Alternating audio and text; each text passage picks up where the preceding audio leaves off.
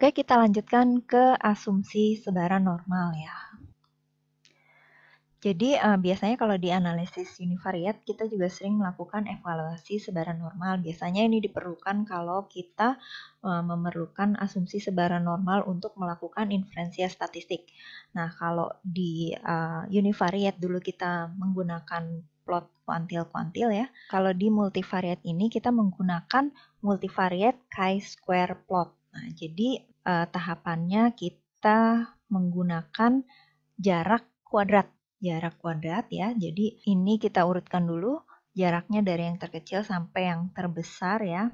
Oke.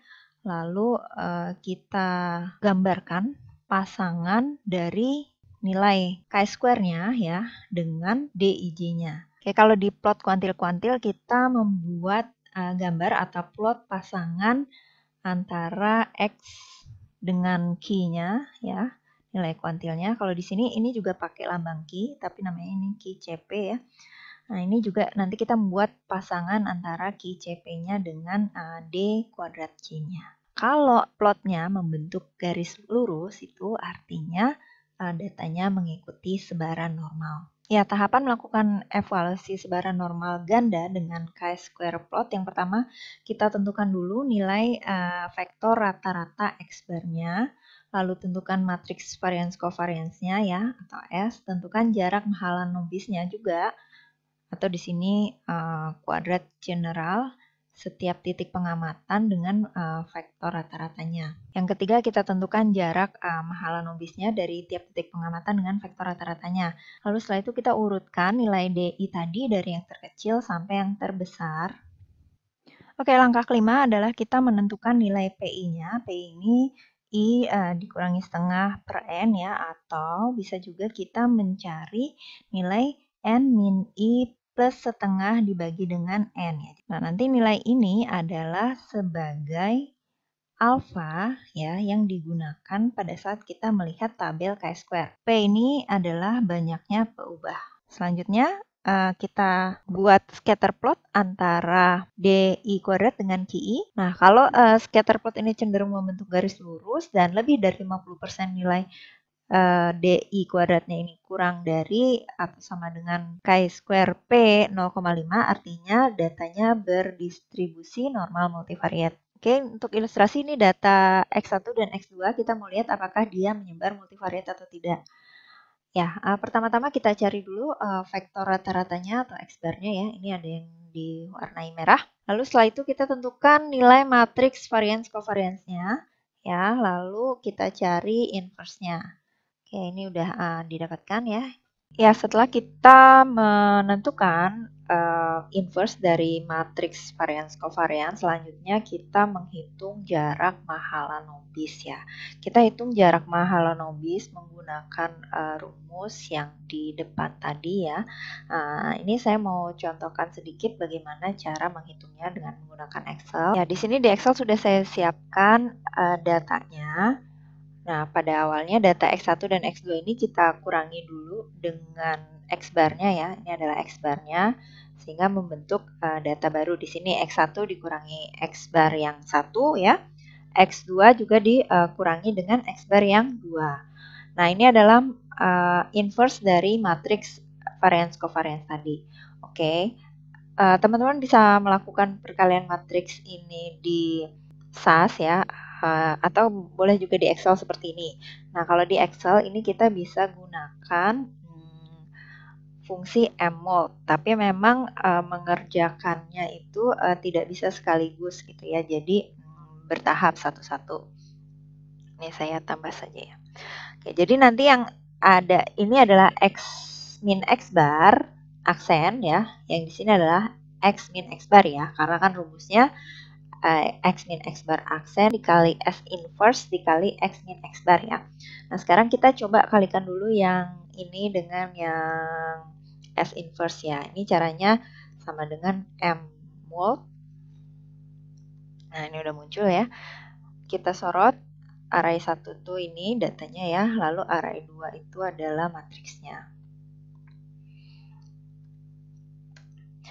Nah, ini kan yang muncul cuma satu ya, satu nilai ini. Padahal harusnya jadi matriks yang berukuran 1 kali 2. Nah, supaya nilainya keluar semua, kita sorot 2 kolom ya, karena kan matriksnya 1 kali 2, terus kita pencet F2, lalu Ctrl Shift Enter. Nah, ini sudah muncul.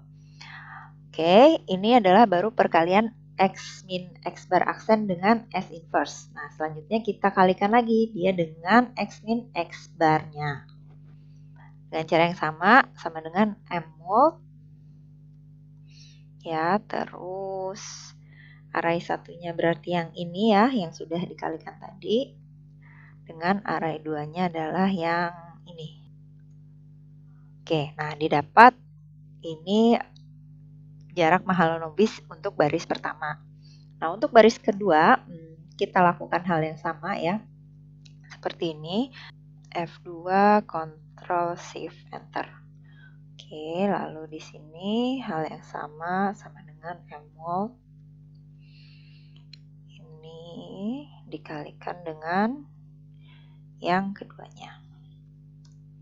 Oke, ini diperoleh jarak Mahalanobisnya. Oke, nah nanti kita peroleh jarak Mahalanobisnya ini semua seperti ini ya. Nah, kalau sudah, ini nanti kita urutkan dari yang terkecil sampai dengan yang terbesar. Ini kita sort seperti biasa saja. Kalau di sini misalnya data sort. Nah, ini kita dapatkan dari yang terkecil yang sampai terbesar, sehingga nanti I-nya tinggal menyesuaikan dari yang terkecil sampai terbesar, tinggal tambahkan 1, 2, 3, dan seterusnya ya. Oke, kita kembali ke slide. Ya, tadi kita sudah peroleh DI-nya yang diurut dari 1 sampai 12 ya, ini sudah kita taruh di sini ya. Lalu kita hitung nilai ini adalah untuk mencari chi-square-nya nanti. Nah, selanjutnya kita cari chi-square untuk P-nya sama dengan 2, dan alfanya adalah yang di daerah sini ya. Ini adalah alfanya. Cara mencarinya kita kembali lagi ke Excel. Kita cari chi-square dari masing-masing baris. Oke, ini tabelnya saya pindahkan ke Excel ya. Saya mau coba ini cara mencari sebaran chi-square di Excel. Nah, di sini ada fungsi sama dengan cski.inv. Nah, dia di sini katanya returns the inverse of the left tail probability of the chi-square distribution. Berarti ini nanti probability-nya ini adalah 1 dikurangin alfa. Nah, karena yang di sini kan tadi alfanya, ini kita berarti 1 dikurangin ini ya, koma, degree of freedom-nya tadi kan 2 ya. Nih kita peroleh, untuk ke bawahnya kita drag saja, kita kopikan. Oke, baru nih kita dapat nilai-nilai chi-square-nya. Oke, ini sudah ada ya chi-square dengan DI-nya. Kita buat plot di Excel.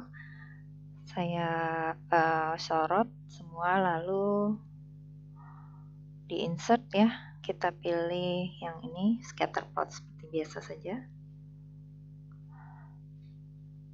Nah, ini diperoleh gambaran dari plot antara DI dengan chi-square-nya, QI. Ya, ini saya pindah ke sini ya supaya lebih jelas. Nah, ini adalah scatter plot antara DI dengan QI. Dari plot ini sebenarnya dilihat ini tidak terlalu membentuk garis lurus ya. Ini kan dia agak, nah ini tuh agak-agak bengkok gitu ya.